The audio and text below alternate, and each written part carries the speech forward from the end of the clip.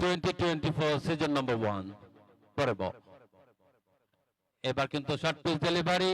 অফসাইডে punch করলেন তবে run নেই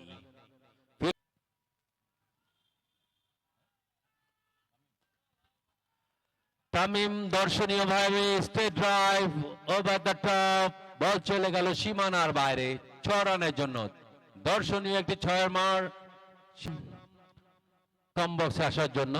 পরের বল এবার কিন্তু ড্রাইভ করেছিলেন আপিস করে সীমানার বাইরে চলে গেল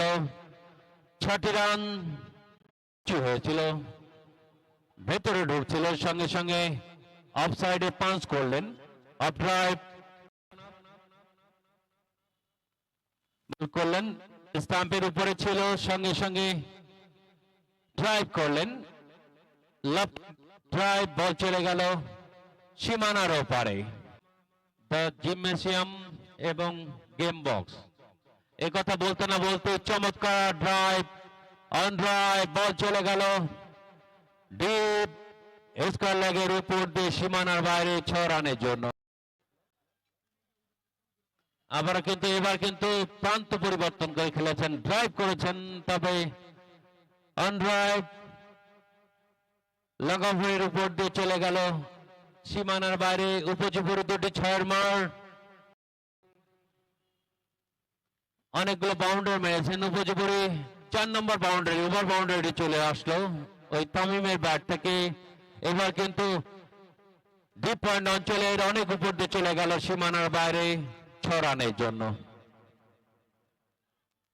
অনলাইন স্কোরার ইমরান হোসেন মাসুদ দায়িত্ব পালন করছেন পরের বল এবার কিন্তু আবারও লেগ কর্নারের অনেক উপর দিয়ে চলে গেল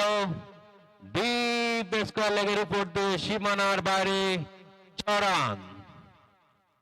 তামিম যেন বিধ্বংসী ব্যাটসম্যান এই মুহূর্তে ইন্দ্রাবর ক্রিকেট গ্রাউন্ডে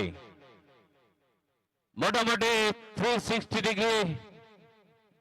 ব্যাট করছেন এই তামিম এবার কিন্তু ব্লক হলে বলটি সঙ্গে সঙ্গে